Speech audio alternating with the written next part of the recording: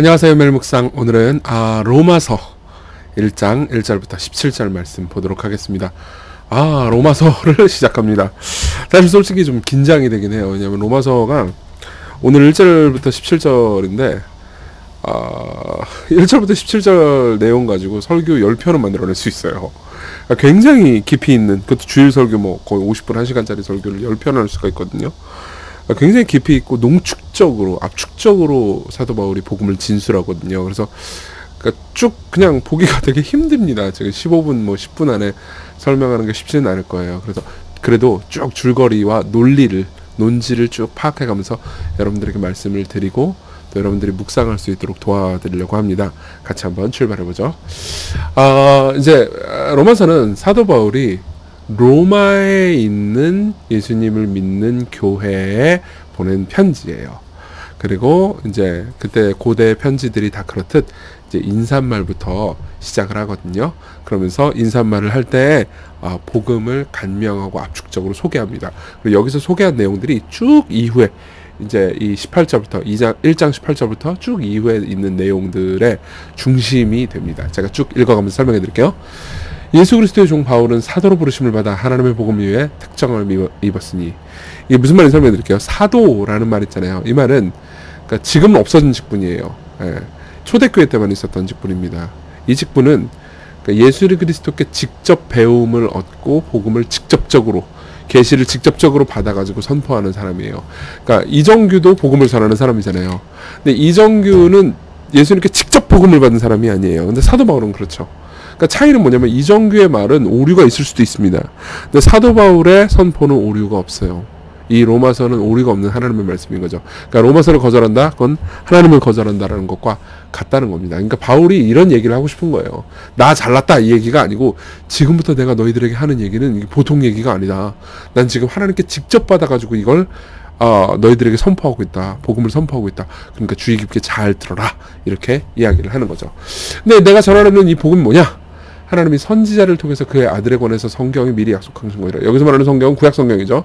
그러니까 갑자기 이게 아니라는 거예요. 갑자기 툭 튀어나온 게 아니고 구약 성경에 이미 예수 그리스도에 대한 약속이 충만합니다. 저한테 구약 설교 들어보신 분들은 늘 느끼셨겠지만은 구약 성경에도 오실 예수 그리스도에 대한 약속과 예언이 어마어마하단 말이에요. 그렇죠? 다 약속된 것이다. 근데 그 아들이 누구냐? 그 아들이 육신으로는 다윗의 혈을 통해서 나셨다. 즉 사람의 아들로 오셨다는 거죠. 그러니까 완전한 사람이에요. 또 동시에 성결의 영으로, 여기 성결이라는 건 성령님을 가리키는 거예요. 성령님으로 말미암아서 죽은 자 가운데서 부활하셔서 능력으로 하나님의 아들로 선포되셨다. 그러니까 하나님이신 존재예요. 여기 보면은 삼위일체가 다 있죠. 성령, 하나님, 성부 하나님, 그리고 하나님의 아들. 그러니까 삼위의 한 위로서 완전한 신으로 선포되셨다. 그분이 누구냐? 예수님이시다. 그러니까 난 지금 예수님에 대해서 너희들에게 선포하고 있다. 그게 복음이다. 이렇게 얘기를 하는 거예요. 근데 그 예수님으로 말미암아서 우리가 은혜와 사도의 직분을 받아 그의 이름을 위하여 모든 이방인 중에서 믿어 순종하게 하나니. 이것도 중요한 주제인데요. 그러니까 이걸 복음을 순종하도록 돕는다. 순종해라 이런 얘기가 아니에요. 단순히 순종해라는 얘기 아니고 믿으면 순종하게 된다는 거예요. 이게 다른 종교와 기독교의 차이인 거죠. 다른 종교는 명령이 있고 순종해라 그리고 끝입니다. 그리고 기독교는요, 명령이 있지만 이 명령을 우리가 지키지 못했고 그걸 우리 대신 지키신 그리스도 예수의 하신 일을 듣고 믿으면 순종하게 된다. 그러니까 내가 믿도록 하면 그들이 순종하게 한다. 믿어 순종하게 한다. 그냥 순종하게 아니고 믿어 순종하게 한다. 이거예요. 그리고 너희들도 로마에 있는 교인들 너희도 그들 중에서 예수 그리스도의 것으로 부르심을 받았다. 로마에서 하나님의 사랑하심을 받고 성도로 부르심을 받은 모든 자들에게 하나님 우리 아버지와 주 예수 그리스도로부터 은혜와 평강이 있기를 원하노라. 이제 인사말이죠. 1절부터 7절이 인사말입니다. 그러면서 이제 내가 왜 이 편지를 썼는지에 대한 목적을 쭉 이야기를 하고 있습니다. 먼저 감사부터 시작해요. 먼저 내가 예수 그리스도로 말미암아 너희 모든 사람에 관해서 내가 하나님께 감사하는데 너희 믿음이 지금 이제 온 세상 지중해 전체에 선포되고 있다. 그래서 되게 감사해요. 그리고 내가 그의 아들의 보복음 안에서 내 심령으로 섬기는 하나님이 내 증인이 되시거니와 나 항상 너희들 위해서 기도하고 있다. 그리고 어떻게 하든지 이제 하나님의 뜻 안에서 너희에게로 나아갈 좋은 길 얻기를 구하노라. 자 보세요. 이게 무슨 말이냐면 나 빨리 너네 보고 싶다 이거예요. 너네들 위해서 매일 기도하고 있다. 하나님께서 그거 다 알고 계시다. 나 지금 거짓말하는 거 아니야? 근데 빨리 너네들 보고 싶다. 어떻게든 너희들 만나가지고 너희들에게로 나아갈 좋은 길 얻기를 구하노라. 근데 왜 내가 너희들에게 가고 싶으냐? 내가 너희 보기를 간절히 원하는 것은 어떤 신령한 은사를 너희에게 나누어 주어 너희를 견고하게 하려 합니다. 여기서 어떤 신령한 은사는 뭐예요? 복음을 가리킵니다. 예. 복음을 너희들에게 다시 얘기해 주고 싶다. 그래서 복음을 이들은 이미 들었어요. 그렇지만 또 얘기해 주고 싶다. 그래서 너희들이 흔들리지 않고 견고하게 하려 합니다. 이렇게 얘기를 합니다. 예, 복음을 많은 사람들은 그냥 새신자한테 듣는 ABC라고 생각합니다. 그렇지만은 그러면은 우리는 우리 마음 가운데 깊은 곳은 복음 중심적으로 작동하지 않기 때문에 원래 복음이 가르쳐준 세계관과 반하는 세계관으로 다시 돌아가 버려요. 복음을 딱 한 번만 듣고 끝내버리면 그냥 율법주의로 돌아가 버립니다. 근데 지속적으로 복음을 듣잖아요. 그러면 복음을 통해서 우리의 마음과 생각과 문화가 형성되거든요. 그렇게 우리가 든든하게 견고해야죠. 생각해보세요. 막 학대받은 아이를 막 입양했다고 해보세요. 그러면 학대받은 아이가 입양된 이후에 이제 나는 엄마고 이제 너를 입양했단다. 아빠고 너를 입양했단다. 사랑한단다. 그 말 한마디만 하면 될까요? 아니죠. 계속 함으로써 진짜 내 아버지구나, 내 엄마구나 라고 확신할 수 있도록 어떻게 해줘야 되죠? 견고하게 해줘야 되죠. 확신할 수 있도록 도와줘야 되죠. 그렇죠. 그렇게 하겠다 이렇게 얘기하는 거예요. 이는 곧 내가 너희 가운데서 너희와 나의 믿음으로 말미암아 피차 안위함을 얻으려 함이라. 그렇게 나도 안위함을 얻고 복음을 전하면서 확신하고 너도 안위함을 얻게 함이라. 그러면서 형제들아, 내가 여러 번 너에게 가고자 한 것을 너희가 모르기를 원치 않는다. 이는 너희 중에서 다른 이방인 중에서 같이 열매를 맺게 하미로되 지금까지 길이 막혔도다. 근데 지금까지 여러 번 가가지고 그렇게 복음을 전해주고 싶었는데 여러 번 사탄이 방해했어요. 그래서 길이 막았습니다. 근데 그럼 사탄이 승리한 건가요? 아니죠. 사실은 이 일로 인해서 어떤 일이 일어나죠? 바울이 원하는 일이 실패함으로 말미암아 바울은 편지를 쓰게 되고요. 그게 로마서고요. 그리고 우리는 바울의 로마서를 가질 수 있게 됐죠. 무슨 말입니까? 바울이 로마 사람들한테 복음을 못 전하고 갇혀 있었기 때문에 바울은 글을 남겼고요. 그로 인해서 정말 수많은 사람들이 회심합니다. 종교개혁 역사상 가장 유명한 사람들, 루터, 칼뱅, 그런 사람, 웨슬리 이후에 모든 사람들이 다 이 로마서를 통해서 회심해요. 저도 로마서를 통해서 복음을 알았고요. 그렇죠? 그래서 오히려 더 좋은 일이 일어났죠. 그렇지만 어쨌든 간에 이때 사도 바울은 그것까지 생각 못했을 테니까 이제 길이 막혔다. 근데 헬라인이나 야만이나 지혜인 자나 어리석은 자에게 다 내가 복음의 빛인 자라 복음을 전파해야 된다는 사람이다. 그러므로 나는 너희들에게, 로마에 있는 너희들에게도 너희들이 복음을 이미 듣고 알고 있지만 또다시 너희들을 견고하게 세우기 위해서 복음을 전하기를 원한다. 내가 복음을 영광스럽게 생각한다. 부끄러워하지 않는다. 부끄러워하지 않는다는 말은 영광스럽게 생각한다는 말의 문학적인 표현이에요.